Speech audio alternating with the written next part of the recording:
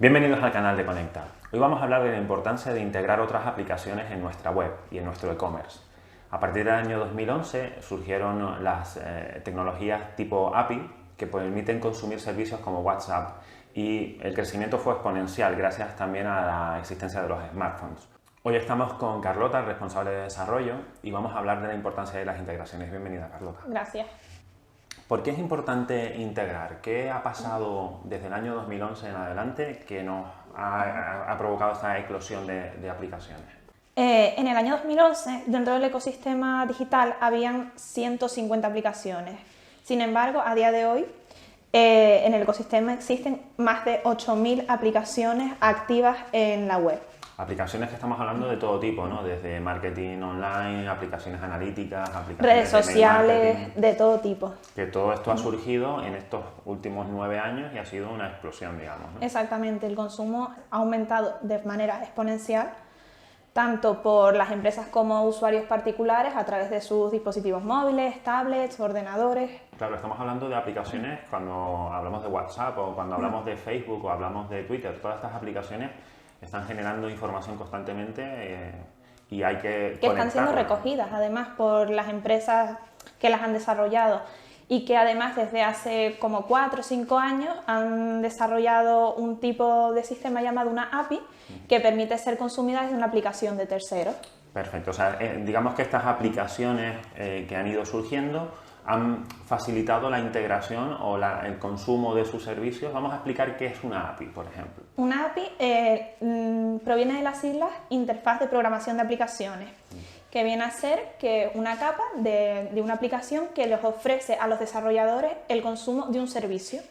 Vale, o sea, esto digamos que facilita a otros programadores entenderse, digamos, comunicarse con una aplicación hecha por otro, digamos. Exactamente, tú puedes consumir, por ejemplo, la API de Instagram en función de la documentación que te ofrezca a ti la API. Puedes hacer, por ejemplo, el consumo de los datos que los usuarios pues den su consentimiento, también en función de la legalidad de cada país, de cada continente. Vale, o sea que ellos van adaptando, digamos, lo que quieren ofrecer de su aplicación para que terceros se puedan conectar y, por ejemplo, aprovechar funciones, aprovechar datos, ¿no? Que comentan, ¿no? Exactamente, por ejemplo, para hacer Big Data o Small Data en función. Vale. O sea, hay 3 tipos realmente de API, ¿no? Sí, podemos entender las APIs de los sistemas operativos, que es, por ejemplo, consumir los recursos que te ofrece a ti el sistema operativo, como puede ser apagar el ordenador a través de un script si está 3 horas sin ser utilizado. O sea, tú le dices a Windows, sin decírselo tú, digamos, programas un programa o preparas un programa para que acceda a esa función del sistema operativo. Exactamente, digamos. Y tú puedes apagar el ordenador o puedes cerrar un programa en específico, lo que tú quieras que te ofrezca a ti el sistema operativo.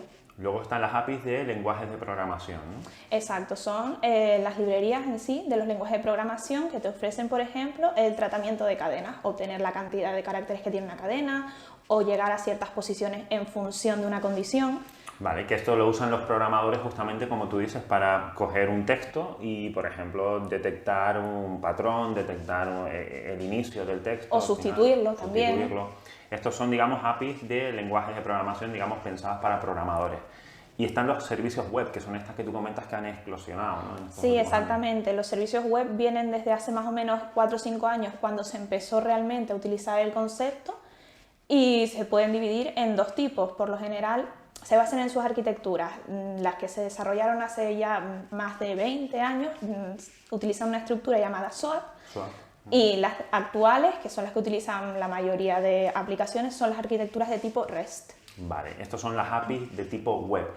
Realmente las APIs permiten conectar diferentes tipos de sistemas, ¿no? Estamos hablando, por ejemplo, de conectar una tienda online, conectar, por ejemplo, esa tienda online con un ERP, conectar qué otras cosas se pueden conectar, qué otros sistemas se pueden conectar, TPV.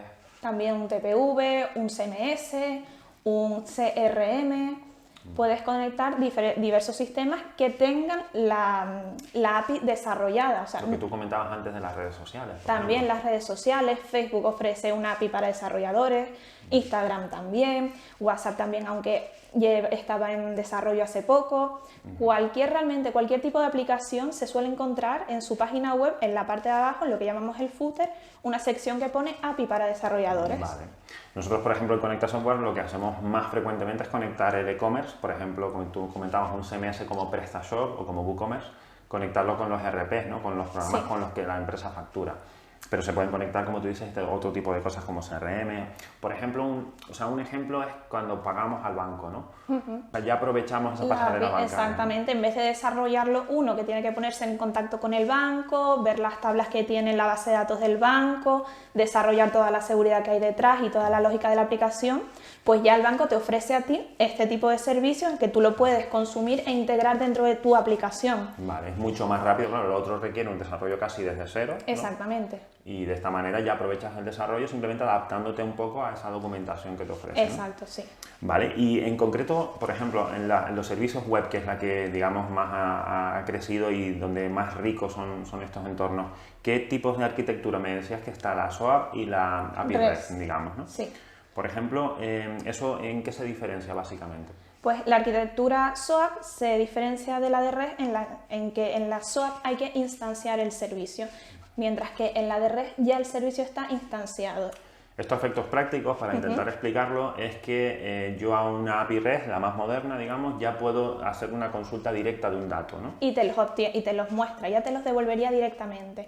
En el caso de SOAP tendríamos que estar viendo la estructura de la arquitectura SOAP para poder estudiarla, ver cómo se le pasarían los parámetros para que después le hagamos la petición y nos devuelva los datos que necesitemos utilizar. Vale, en lenguaje de programación un poco, el SOAP tienes que instanciar el objeto, mientras que en el otro lado ya instancias los datos, exacto, digamos, directamente, ¿no?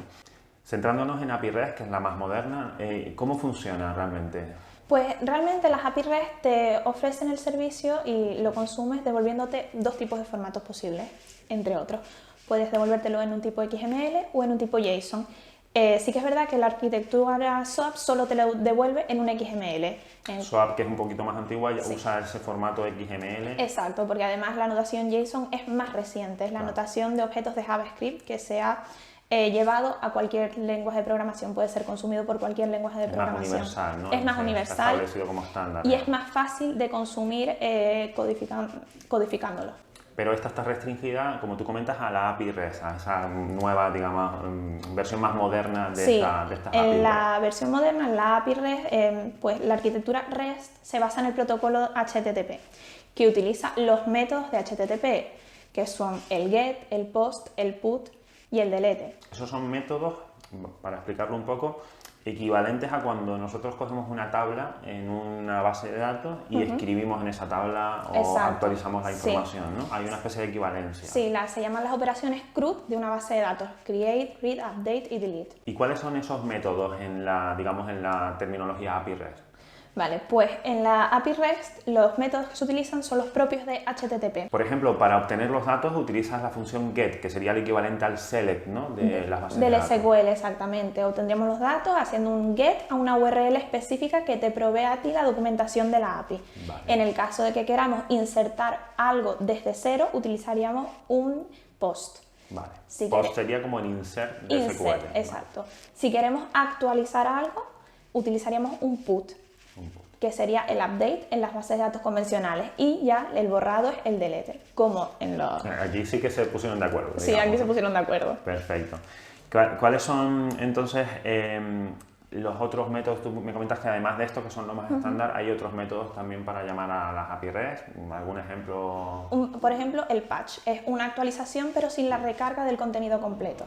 Vale, que te permite no volver a cargar, no perder lo que tengas en el navegador en ese momento. Exacto, sino simplemente el trocito que has modificado. Perfecto. Dado que estamos en una arquitectura que se basa en el protocolo HTTP, realmente los métodos pueden incluir la respuesta a mensajes tipo 400. Exactamente. 4... Cuando se le hace una petición a la API te va a devolver los datos y puede que te devuelva datos que no se han puesto correctamente, no se han configurado correctamente en la petición. Nos puede devolver, por ejemplo, los estados de HTTP. Vale. Que es lo que vemos normalmente, ¿no? Cuando escribimos en internet algo, ahí pinchamos una URL y la URL puede que nos devuelva la página web correctamente, nos estaría devolviendo un 200 OK. Un 200, digamos, es cuando te devuelve una página web perfecta, correcta. Exactamente. OK, te dice OK, te hacemos la devolución correcta. Pero en el caso de que, por ejemplo, escribamos algo más en la URL y no sea lo correcto, puede que nos responda con un 404. Y esos mismos estados también los implementan las APIs. Vale, o sea que las APIs, digamos, la forma de devolverte si la información que tú le estás pidiendo tiene sentido, digamos. Exactamente. La puedes entender. También puede ser que te llegue, la respuesta te llegue un JSON, un XML configurado diciéndote error, le has pasado esto mal. Y además te aparezca el numerito del estado del HTTP. ¿Qué es lo que está mal? ¿Estoy mal yo? ¿Está mal el servidor? ¿Está mal la conexión? Digamos que es esa respuesta que a ti te da la información de retorno, digamos, a esa API, que tú luego ya en tu sistema puedes interpretar qué hacemos en caso de exactamente, que me devuelva un error o lo que sea, ¿no? Si te da un error no te vas a quedar diciendo ¿y qué me ha pasado? Tengo que tener un feedback por parte de la aplicación que me diga pues no lo has hecho bien en esta parte. Vale, y esto es lo que comentas que se puede utilizar, o sea, que en este caso se expresa en el protocolo HTTP. En el protocolo REST, sí. ¿Cuáles son las limitaciones? O sea, entiendo que trabajamos en un entorno web, por lo tanto hay algunas limitaciones de la propia arquitectura. Sí, las arquitecturas, como al fin y al cabo están montadas a través de un servidor y se consume con internet, tienen que llevar ciertas limitaciones. Por ejemplo, la cantidad de peticiones que le haces diaria a las APIs en función pues, de lo que los desarrolladores consideren, limitan esa cantidad de peticiones que tú le puedes hacer a la API. Que como consumidor de esa API puedes hacer desde fuera, digamos, exacto, para no saturar, por ejemplo, el servidor. Puedes hacer a lo mejor 2000 peticiones diarias, o también puede ser que en función de un plan de pago te permitan hacer más o menos. Eso ya habría que estudiar la API. Vale, aquí nos pasa, por ejemplo, recuerdo CRM de Soho, por ejemplo, puede tener unas limitaciones a no ser que seas un usuario de pago que ya la abren un poco exactamente, más, ¿no? Sí. O sea, que como pasa muchas veces en estos servicios web, hay una parte open, digamos, con unas restricciones mayores que las que tienen ya de pago, digamos. Sí. También el tamaño, ¿no? El tamaño de datos, o sea, podemos tener limitaciones a nivel de petición, pero también a nivel de traer datos. Podemos traer mayor o menor cantidad de datos, también en función de lo que los desarrolladores hayan considerado. Vale. Pues hay APIs que te permiten traer 200 JSON de una vez y hay otros que te permiten menor cantidad. Que sería más o menos como 200 líneas. Exacto, de una consulta a una base de datos. De una vez podrías obtener solamente 200 elementos. Vale, y luego aquí ya intervienen elementos como la paginación, por ejemplo, de esos datos. También. En caso de que sean de 200 en 200, pues tendrías que pedir los siguientes. Exactamente, que por lo general se hace a través de la URL en algún parámetro que ellos te indiquen en la documentación. Perfecto. A nivel de seguridad, ¿qué implica, ¿no? Estamos hablando de las limitaciones de tamaño, de número de peticiones, porque claro, entre otras cosas, pueden detectar ataques o intentos de uso masivo que no les conviene, digamos. Exacto, ¿no? También. Actualmente se utiliza un protocolo llamado OAuth 2 para la autenticación frente a aquellas aplicaciones que están cerradas, como por ejemplo Soho. Soho trabaja con datos propios de los clientes de su cliente, que no deben estar abiertos a cualquiera, sino que deben ser consumidos de una... Claro, son los datos del propio, digamos, cliente. Exactamente, Vale. Son datos cerrados, entonces pues hay que autenticarse frente a esa aplicación y para ello Soho, como dije antes, en su parte de desarrolladores te va a proveer a ti unas credenciales llamadas token para intercambio de datos entre tu aplicación y Soho. Vale, el token, digamos que es esa tecnología que utilizamos para que ese usuario se valide de forma temporal, digamos. Exacto, y suele ser una función hash que se conoce.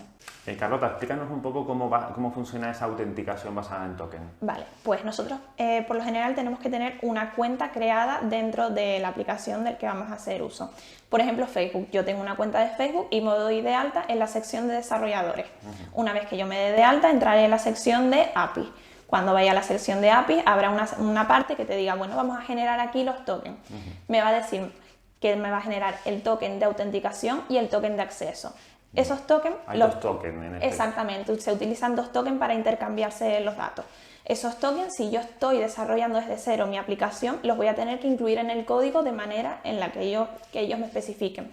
En el caso de que yo quiera consumir el servicio, por ejemplo, a través de un software específico para el consumo de APIs como el Postman, yo por cabecera a la petición le voy a tener que pasar esos valores que me indique a mí la API. Vale. Esos valores que tú comentas de token hay que indicarlos en el caso de Postman, por ejemplo, que es un software, es realmente una aplicación para el acceso para el consumo, sí, que lo utilizan los desarrolladores y te permite el consumo de todos los métodos del HTTP que hay. Perfecto. Vale, al tratarse de todo plataforma web, ¿qué tipo de vulnerabilidades, qué problemas de seguridad podemos tener? Vale. El desarrollador, cuando desarrolla una API, tiene que ser consciente de que siempre va a haber alguien que va a atacar. Para ello tienes que proteger el desarrollo de forma que te prevengas, por ejemplo, ataques de inyecciones de SQL o a través de URL o a través de algún text box que tengas tú en la web. Claro, porque estamos hablando de aplicaciones que se consumen normalmente a través del navegador y que te permiten a través de la URL Exactamente. pues introducir incluso pues eso, caracteres especiales, ¿no? Que pueden hacer... O consultas directamente, hacer un select asterisco from, si sabes la tabla, pues pones la tabla. acceder a datos en los que no deberías tener autorización, digamos. Exactamente, sí. Porque no se trata solamente de atacar en el sentido de generar un problema, sino a lo mejor simplemente acceder a la información que debería estar restringida, ¿no? Exacto, sí. Vale, o sea que para eso, o por ejemplo, para evitar que un text box que haya dentro de esa página web permita introducir datos, escribir en la base de datos, pues se evitan, ¿no? Se evitan ese tipo A través de código fuente, es decir, tenemos que ver qué es lo que nos provee a nosotros la API, en este caso el lenguaje de programación, para poder protegernos frente a este tipo de situaciones. Hay una técnica, digamos, que se utiliza para estudiar ese tipo de... Exacto, se llama pentesting, que los expertos en seguridad se ponen a estudiar por dónde me pueden atacar a mí la aplicación y se ponen a hacer pruebas y ver qué es lo que funciona y qué es lo que hay que corregir. Perfecto. Llevándolo un poco más al terreno práctico, digamos, y relacionado con el e-commerce, los CMS como PrestaShop, WordPress, Shopify, todos tienen una API REST desarrollada. Nosotros en Conecta Software podemos a través de nuestro ETL conectar tanto a través de la API REST como una base de datos, que también podemos conectar un SOAP en el caso de que la aplicación se haya desarrollado en la arquitectura SOAP. Quieres decir que hemos conectado realmente todas estas cosas. Exactamente. SOAP, muchas veces lo hacemos directamente con la base de datos, que también permite la escritura y, digamos, no tiene algún problema de vulnerabilidad. Lo que pasa es que sí es verdad que estás escribiendo directamente. En la base de datos ya hay que tener cuidado porque pueden haber cosas que no estén correctas y después al momento de renderizar la aplicación no se vean correctamente. Con lo cual, sí es cierto que tenemos todas las posibilidades de integración desde directa de base de datos a cualquier tipo de API que nos dé acceso, digamos. Sí que es verdad que tenemos alguna ventaja mayor cuando atacamos directamente a la base de datos y es que atacamos a la base de datos y accedemos a todo y ponemos lo que queremos. En el caso de las APIs pueden estar restringidas a su uso. Claro, nos ha pasado por ejemplo con Shopify o nos pasa como tú comentabas, con CMS como WordPress o PrestaShop, que no exponen todos los datos, digamos, en su API por lo que sea, porque no han decidido no hacerlo porque están en una versión todavía en la que no incluyen, estamos hablando de cosas muy concretas como temas de tallas, de variaciones, de colores y demás, ¿no? Con lo cual, con nuestro ETL realmente podemos hacer cualquiera de las combinaciones de siempre datos teniendo en posibles. cuenta que es verdad que en las APIs tenemos un poquito más de restricción en esa parte, lo que no quiere decir que no lo podamos hacer. Perfecto. ¿Qué otro tipo de plataformas se pueden consumir? Hablábamos antes, por ejemplo, de CRM, ¿vale? Que a lo mejor integran información del departamento comercial. Estábamos hablando, por ejemplo, de enriquecedores de catálogo como iceCat, por ejemplo. Todo este tipo de... Realmente son casi aplicaciones, ¿no? Completas, como el catálogo de iceCat. Se pueden también integrar a través de lo que tú comentas, de las API REST, ¿no? Exactamente, sí. Gracias, Carlota, por explicarnos todos estos detalles de cómo se integran aplicaciones, sobre todo estas aplicaciones web. Y si te parece, en próximos vídeos podemos explicar casuísticas, problemáticas que te puedes encontrar en el día a día, ¿no? En esos datos que tienes que integrar a veces de un ERP a llevarlos al e-commerce y qué casuísticas te encuentras, ¿vale? Vale. Vamos a seguir hablando de e-commerce conectado, de marketing online, de business intelligence, o sea que te invitamos a suscribirte al canal e incluso a sugerirnos si quieres que hablemos de algún concepto, de alguna tecnología y quieres que la expliquemos en próximos vídeos. Gracias.